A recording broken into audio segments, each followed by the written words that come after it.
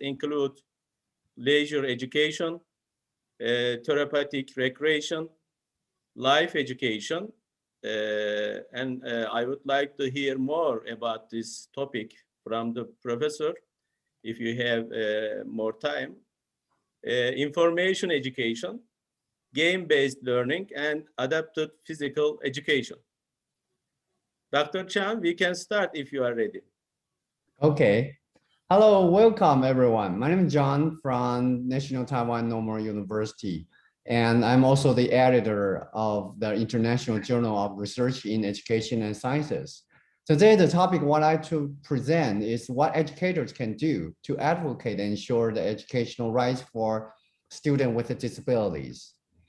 And there are basically three foundations of this presentation. The first foundation is by the UN 1948, the Universal Declaration of Human Rights.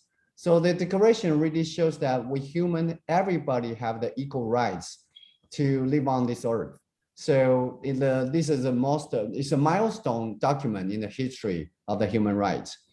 Also, the second foundation is the International Covenant of Economic, Social, and Cultural Rights in 1976.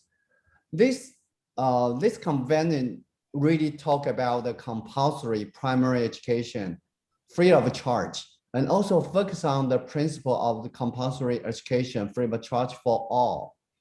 And the third foundation of this presentation is the United Nations Convention on the Rights of the Child, which also called CRC or UNCRC.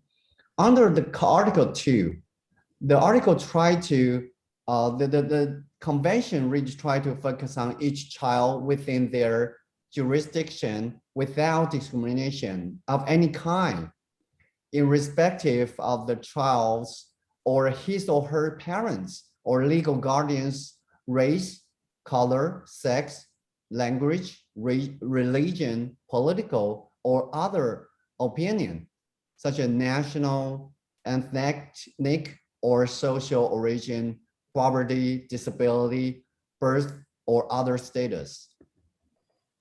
Also, the Article 2 states that we want to protect it against all form of discrimination or punishment on the basis of the status, activity, expressive opinion, or belief of the child's parents, legal guardian, or family members. So under the three foundation, today I would like to share the United Nations CRPD, which is Convention on the Rights of the Person with the Disabilities.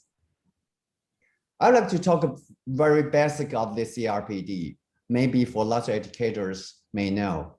It was adopted on December 13th, 2006, and at the United Nations headquarters in New York, and was opened for signature on March 13th, 2007. There were 82 signatories on the convention, 44 signatories to the optional protocol, and 1 ratification on the convention.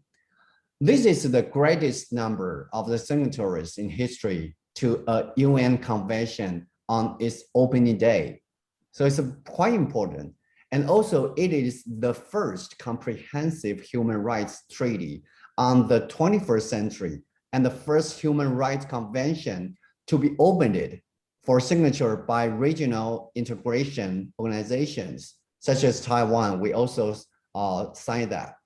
The convention entered into the force on May 3rd, 2008. And today I would like to talk about 3 basic, very, very basic article idea, and then we can inspire education to think more about what we can do to ensure the kids with a disability, their rights. The first, I will talk about the purpose of CRPD. The purpose of the CRPD is to present, to promote, to protect, ensure the full or equal enjoyment of the human rights and the fundamental freedom by all persons with disabilities, and to promote respect for their inherent dignity. Persons with a disability include those who have long-term physical, mental, intellectual, or sensory impairment, which in interaction with a variety of barriers may hinder their full and effective participation in society on an equal basis with others. And also, I want to talk about the definition of CRPD. For the purpose of the present convention, really talk about 5 basic definitions. The first about communication, language, discrimination on the basis of disability, reasonable accommodation, and also universal design. I will talk more detail with this definition later.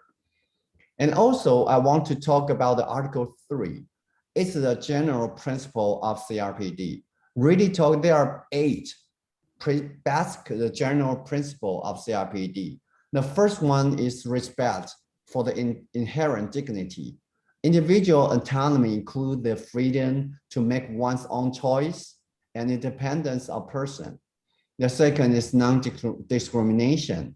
The third is full effective participation and inclusion in society. The fourth is respect for differences, acceptance of the person with a disability as a part of human diversity and humanity.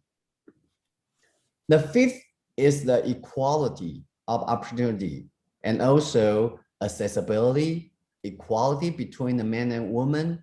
And last but not least is the respect for the involving capacities of children with disabilities and respect for the rights of children with a disability to preserve their identities. If all our participants want to learn more about CRPD, you can just Google it on the United Nations under the Department of Economic and Social Affairs, and there's a click the CRPD. You just click it, you can check the 50 article of the full CRPDs. But today in this presentation, I would like to share more about what we educators can do inspired by the CRPD. Reflection 1, the article 1. For example, we want to think about, according to the CRPD, the purpose. Do we promote, protect, and ensure the full and equal enjoyment of the rights and freedom by all students with the disabilities? Do we promote to the respect of their inherent dignity? Do we try hard to remove various barriers for students with a disability to promote those who have long-term physical, mental, intellectual, or sensory impairment, and to provide friendly learning environment to ensure the full effective participation in schools and on an equal basis with others? For example, when we have rock climbing in their physical education class, if there's a kids with intellectual disability, if there's a kid with a wheelchair, if the kid with visual or hearing impairment, is it possible for them to participate in that? How we can remove the barrier on that? There's on the right lower corner side, there's a QR code there. I did videotaping and I'll do a little short film to teach the people how to facilitate those rock climbing class for the kids with a variety of disability. After the presentation, if you have time, you're very welcome to join that and to take a look on this video. And also reflection 2, the article definition. I want to talk about and start to think about the communication, what we can think.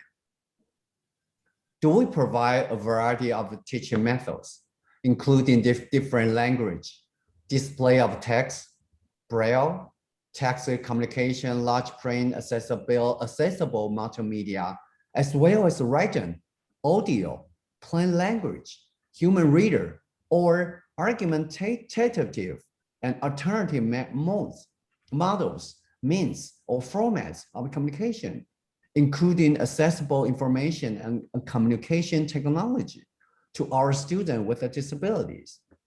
For example, when we have spinning course, regularly the spinning coaches or instructor or physical instructor want to, when they teach this kind of course, they will say, hey, take a look at me, or listen to the beats of the music.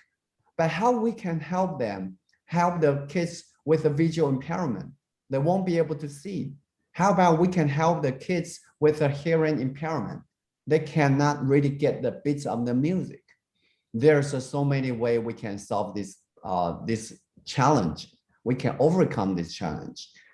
There's also another QR code. You can just scan it after this presentation, and you can learn how we can do that. For example, when we have the kids with visual impairment, in the very beginning of the class, the instructor or the teacher, PE teacher, they can really explain. For example, there's a several posture you can do and do that individual one by one, just right before the class. So during the class, you can say, hey, we do the position 3 or position 1. And all the kids with visual impairment, they can learn that. So it's not that hard. Also, how about the kids with hearing impairments? There's several instruments, especially technology instrument, that can bring down the music with the beats. With the beats they can have kind of wave, the sound wave, that can shock their body. So their body can feel the wave, not really hear it, but they can feel the wave of the sound. So they can use in the beats to do their movements, to play with spinning chords. They are very, very interesting classes. And how about the reflection of the Article 2, the definition and language?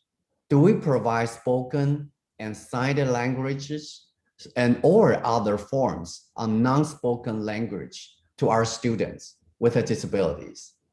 For example, when I teach the TRS class, this very good class to train your choir master. And there are several students, they won't be able to hear me. They are totally the hearing impairment, severe hearing impairment. And during the time when I explain the position, explain the technique, there's another teacher stand by me, and she used the signed language to explain what I'm just talking about. So that's a good way to do that. There's also another QR code there. You can scan to see the demonstration flame up there. And reflection Article 2 definition, we talk about the discrimination on the basis of disability. Do we notice that any distinction, exclusion, or restriction on the basis of disability, which has a purpose or effect of impairing or nullifying the recognition, enjoyment, or exercise on the equal basis with others of all human rights and foundation freedom in their political, economic, social, cultural, civil, or other field? Do we notice it's all forms of discrimination, including denial of reasonable accommodation? For example, when we have a shooting class, there's several students, they can sit on their wheelchair to play that. But how about the kids with a visual impairment? Do we accommodate the appropriate facility for them still be able to play the shooting class? Actually, yes. If we do have appropriate technology, assistive technology, they can do that. They can, without seeing anything, they're just holding their hands. And when they aiming the target, just like your backward the radar of when you drive in the car, okay, they can hear the beat sounds.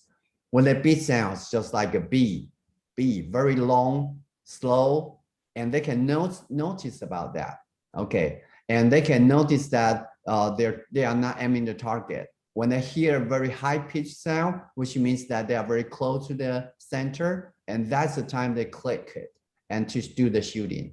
So with the appropriate technology, assistive technology, they can enjoy all kinds of different classes, such as this shooting class.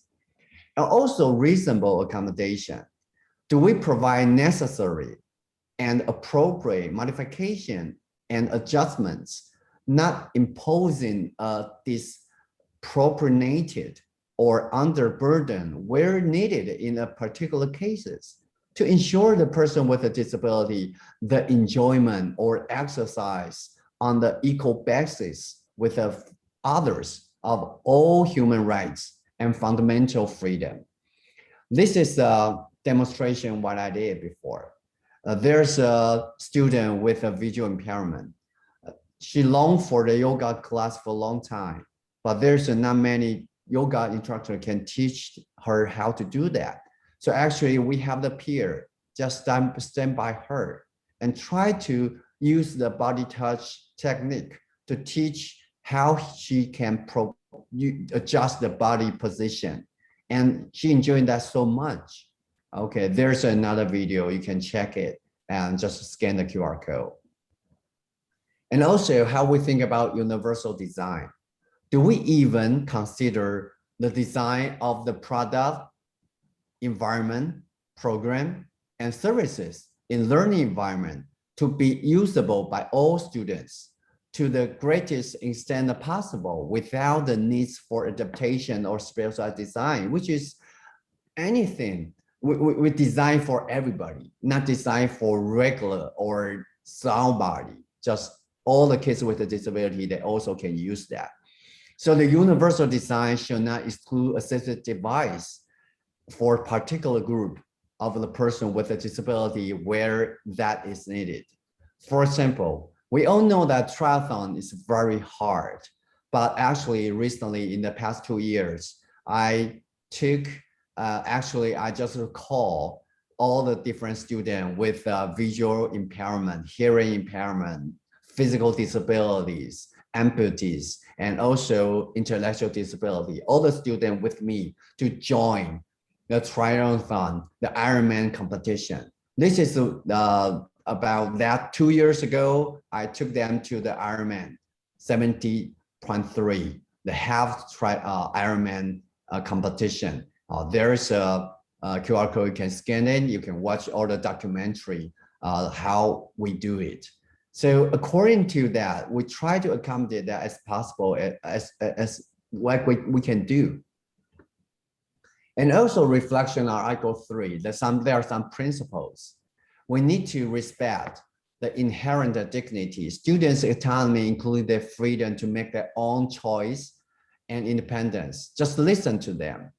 And also creating a non-discrimination learning environment to ensure the full effective participation and inclusion in learning environment, to highlight our respect of differences and acceptance of the person with a disability as a part of human diversity and humanity. For example, there's another documentary what I did. We try to actually talk about what we can use the love, charity, and also the disability. We can combine them together. When we have the athlete that they with a visual impairment, they want to participate the triathlon. But how about we can solve the bicycle? We use the dual bicycle to do that. And also, such as you can see, when there's a student with amputee, we use assisted technology to help them. And we also can do that. And also there's a reflection of the Article 3, the principle, such as do our best to create equality of opportunity for all, students with and without disability. We always want to notice in the accessibility for all students with a disability. We want to perceive in the equality between the male and female student.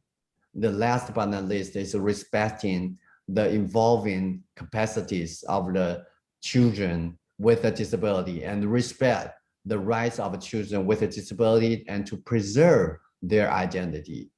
For example, in Taiwan, we have a movement, what I create is called Together We Move. What we do is we want to everybody to think about this principle, to not in the school, but also the facility, the government, the parents, the family. They listen to the kids, the students with a disability, what they need, what they want to do. And also when we plan something, we want to invite them to get in, to want them to enjoy all the exercise, all the sports, all the education session with us. Okay, and there's another QR code. There's also another film. What I did, I asked the government's leaders to join us to promote this idea in Taiwan. There, not only in Taiwan, I believe there's a 5 to 50% of the people with a disability in all the nation. So we have a lot proportion of people with a disability, especially the kids is a similar, pretty similar situation. And according some statistics in Taiwan, we know that 87% of the people with a disability not inherent. They are basically become people with a disability because of accident, illness, or injury. So we are all the candidate as people with a disability. We are all candidates. So there's a very important, we want to focus on the rights with children with a disability. We need to start to create a friendly environment in educational setting. At the very end of my speech, I would like to end by this quote by Haruki Murakami in 2009. The title of his article is Always on the Side of the Egg. He said, between a high solid wall and an egg that breaks against it, I always stand on the side of the egg. Yes, no matter how right that word may be and how wrong the egg, I will stand with the egg. So I believe this presentation want to call more people just like you can join us. We want to stand by the egg, try to not just protect him, but just we want to preserve their rights and also the equality of their rights with a student with the disabilities. And today I'm very happy to be here to share the idea, what I have. And I look for in the future, we have some more international collaboration with promoting the rights for children with the disabilities. Thank you very much. This is my presentation. Thank you.